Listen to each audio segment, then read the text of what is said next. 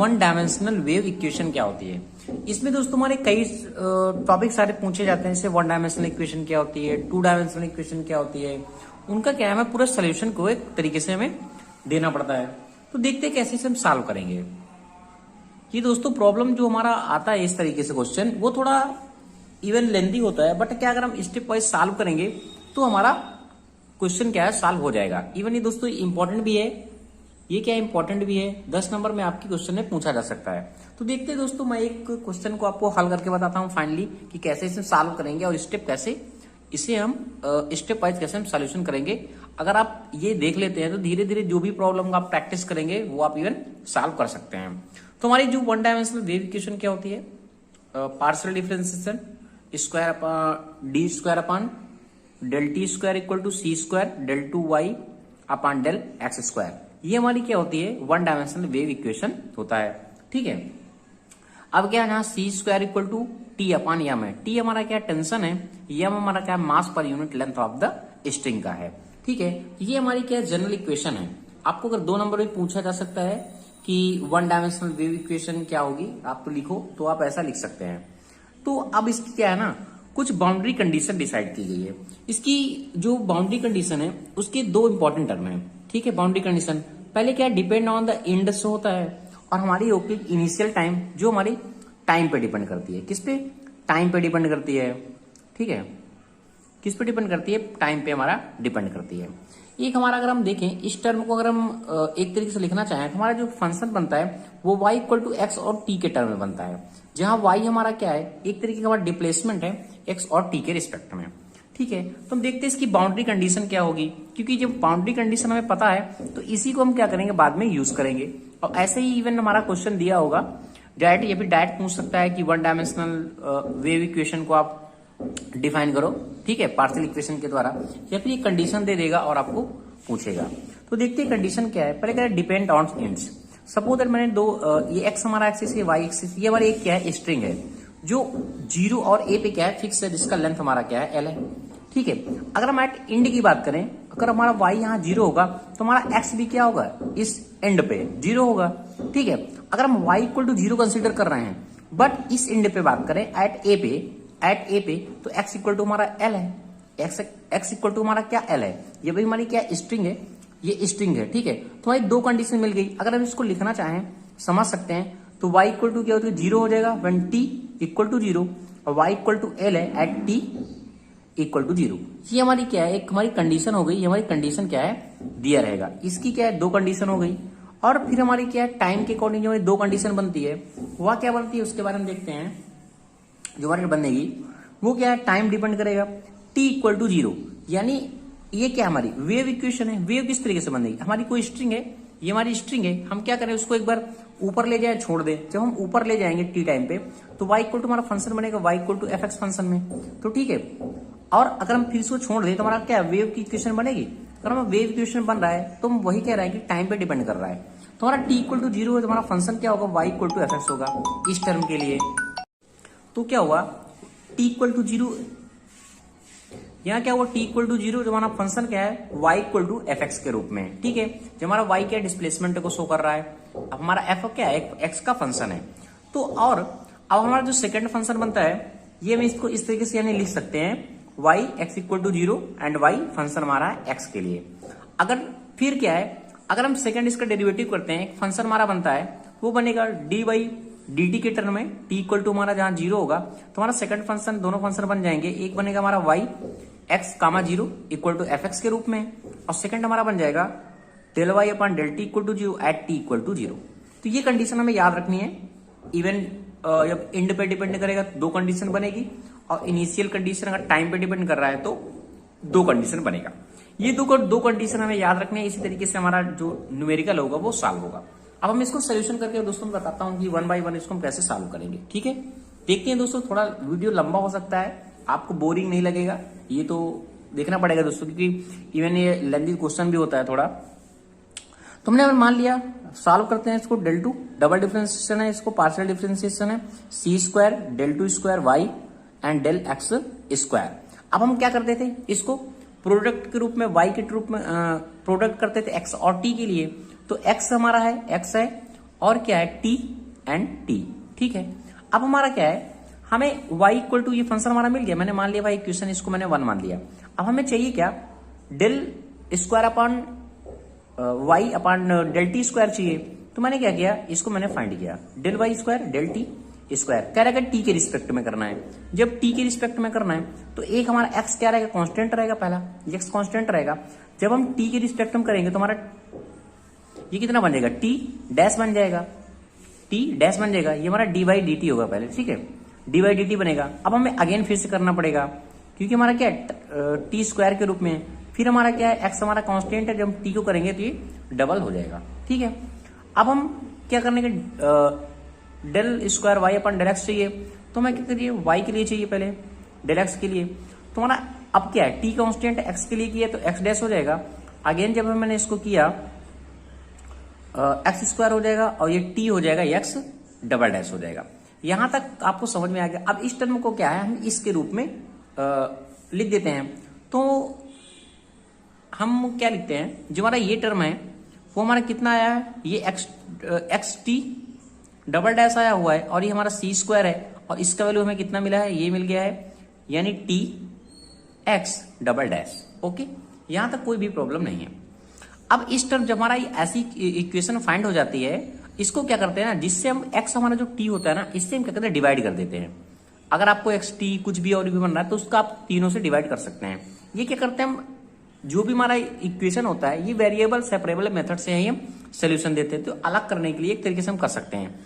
तो अगर एक्स और टी दिए तो एक्स कट जाएगा, T double dash upon T बचेगा, और ये हमारा हो जाएगा सी स्क्वायर, ये बच जाएगा x double dash upon x. Okay, अब क्या करना है, इसको हम आगे सॉल्व करते हैं। एक्स डबल डैश इस तरीके से हम लिख सकते हैं एक्स, और मैंने इसको इस तरह लिख दिया C square T double dash T equal to K. दोस्तों अगर आप मेथड स्टेप बाय स्टेप करते हैं तो सारे स्टेप हमारे इवन मिलते जुलते लगेंगे आपको। ठीक है, बट कुछ प्रोसेस चेंज हो जाएगा। अब देखो मैं थोड़ा सा इसको आगे बढ़ाता हूं, यहां तक आपको दिख रहा होगा। ठीक है, हमारा क्या निकल के गया था, X double dash upon X equal to 1 upon C square T double dash T equal to K. अब हम क्या करते हैं, इसके सोल्यूशन को देखते हैं कि हम कैसे इसको सोल्यूशन करेंगे। मैंने पहले दो टर्म ले लिया, X double dash X upon equal to K. अब क्या है, ये एक्स डबल डैश है, ये हमारा हो जाएगा एक्स के। ठीक है, अब इसके बाद क्या करेंगे, इसको सॉल्व करते हैं। ये हमारा कितना निकल जाएगा, डी स्क्वायर, इसको हम डी स्क्वायर लिख सकते हैं इस तरीके से।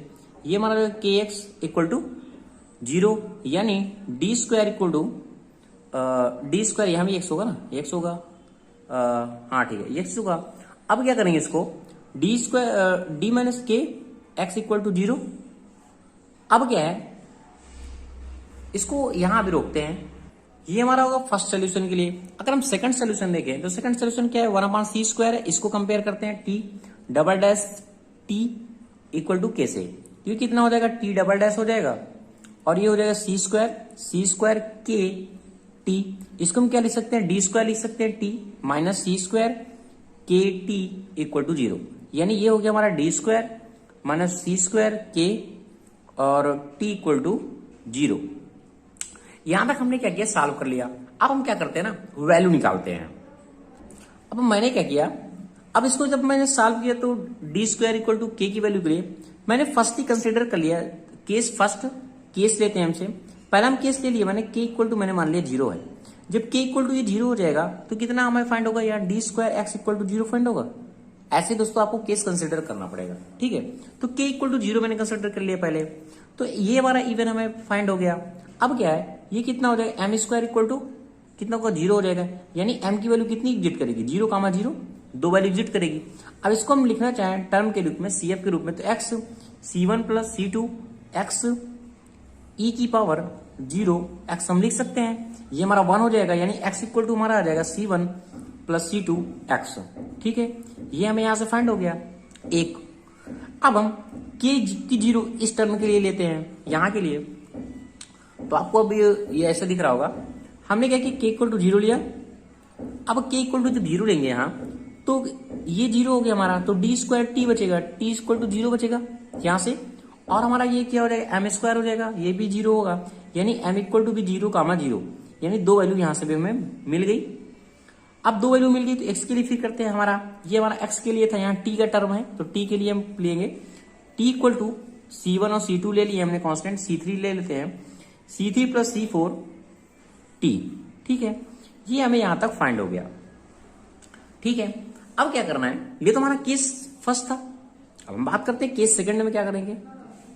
केस सेकंड में मैंने क्या किया, k इक्वल टू हमने p स्क्वायर ले लिया, k को 0 लिया, एक हमने p स्क्वायर ले लिया। इसको भी सॉल्व करेंगे तो हमारा कितना बनेगा, D square P square x equal to 0। ये हो जाएगा M square minus P square equal to 0, और M square M equal to जब हम वैल्यू निकालेंगे तो प्लस माइनस पी बचेगा, यही बचेगा। अब इसको हम क्या करेंगे, टर्म में सी एफ के रूप में लिख लेते हैं। तो C1 e की पावर पी एक्स होता है और प्लस C2 e की पावर माइनस पी एक्स होता है। यहां हमें ये वैल्यू मिल गया इक्वेशन। अब क्या करें, इसके टर्म के लिए लेते हैं तो ये हमारा क्या हो जाएगा, d square minus C square, और कितना है हमारा ये के इक्वल टू हमने पी स्क्वायर माना तो यानी पी स्क्वायर हो जाएगा, और ये हमारा बचा टी इक्वल टू 0। यानी हम लिख सकते हैं इसको डी स्क्वायर एम के रूप में लिखना चाहें तो M square minus C square P square equal to 0। अब क्या हो जाएगा, एम की वैल्यू कितनी मिलेगी, यहाँ प्लस माइनस सीपी मिलेगी, यहां से एमसीयू सीपी मिलेगी। अब इसको भी क्या किया हमने, इवन सीएफ के टर्म में लिखा तो हमारा ये कितना हो जाएगा, T equal to C3 e की power C P T plus ये कितना बना C4 e की पावर सी पी टी। ठीक है, अब यहां तक सोल्यूशन करने के बाद हमें क्या चाहिए, हमें y equal to x T चाहिए था ना, एक्स टी चाहिए था।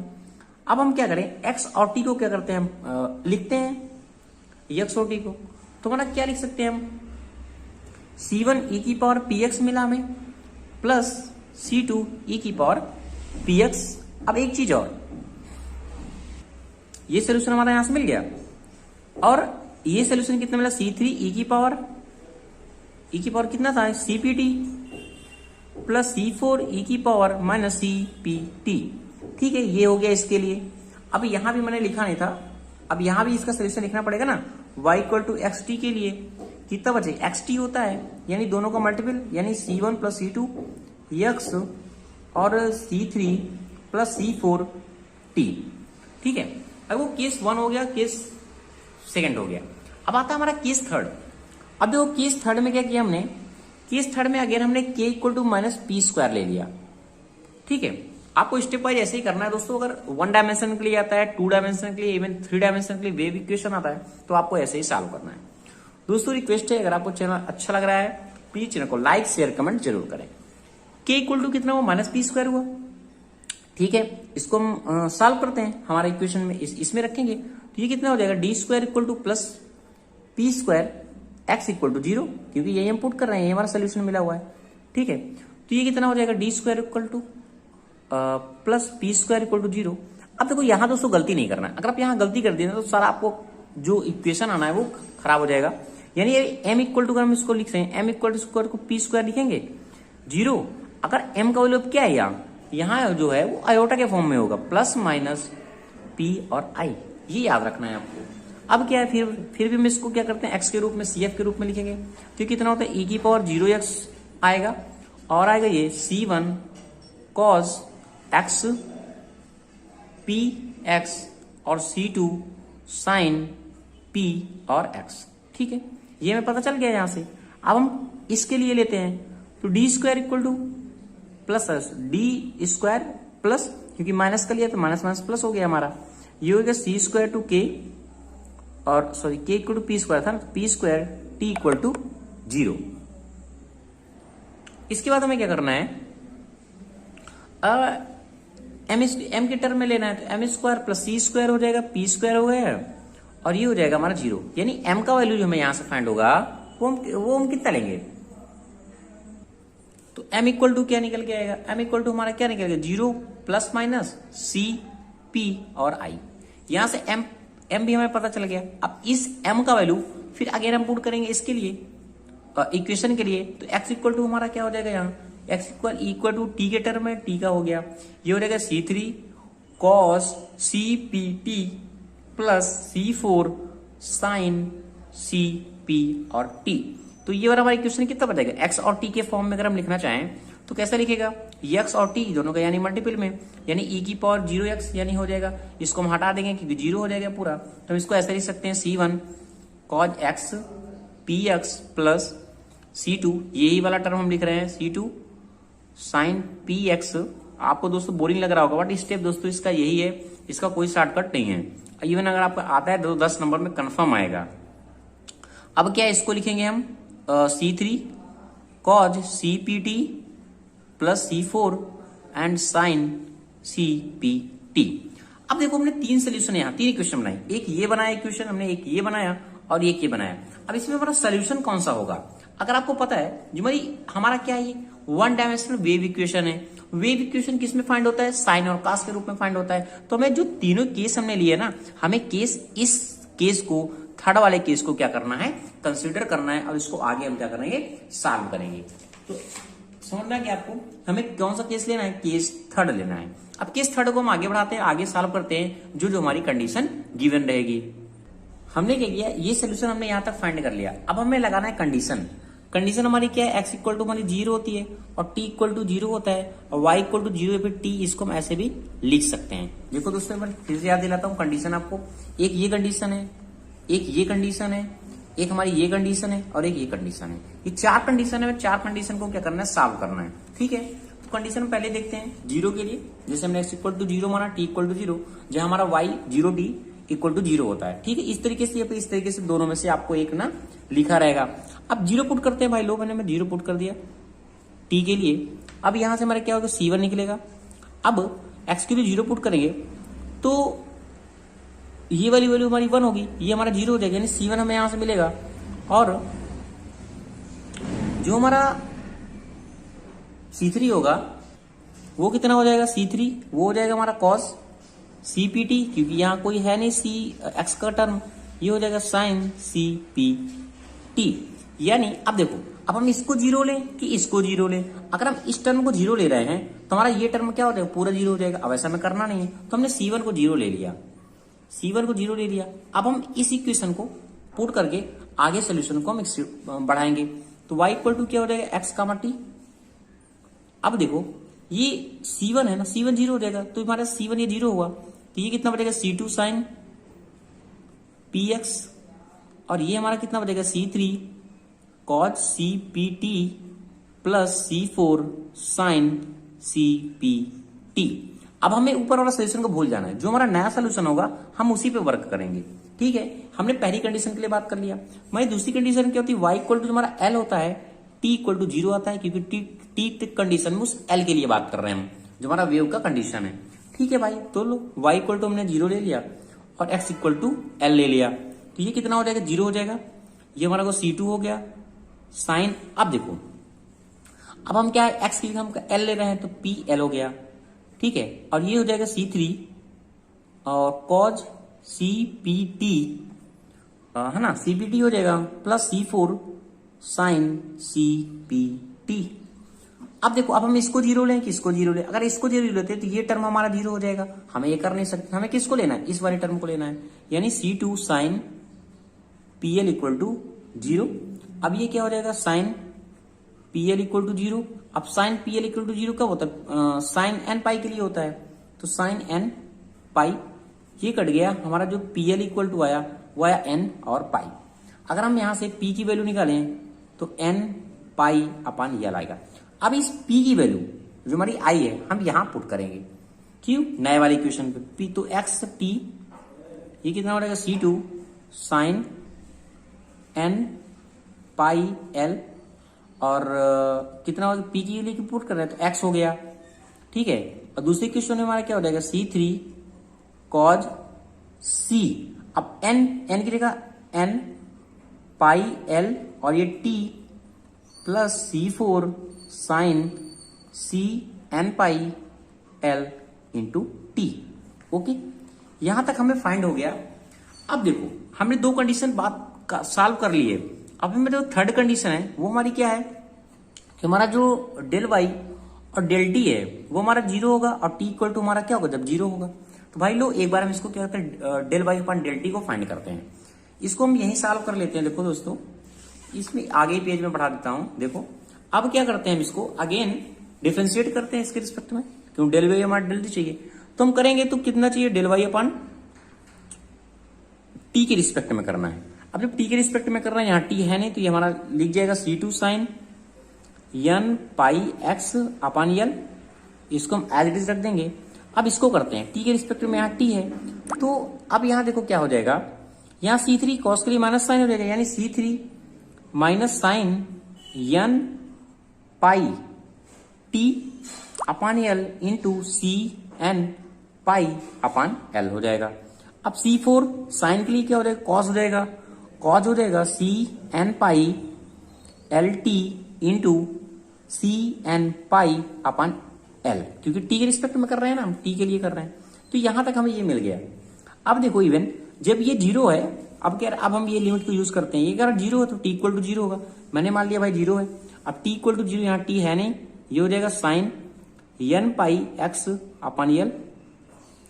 अब टी जीरो होगा तो ये टर्म हमारा जीरो जीरो हो गया साइन जीरो के लिए, ये टर्म जीरो हो गया, कॉस जीरो के लिए क्या होता है, 1 होता है, तो यहां से हमारा कितना बचेगा, यहां से मैंने लिखा C4 एन पाई सी यानी C N pi upon L.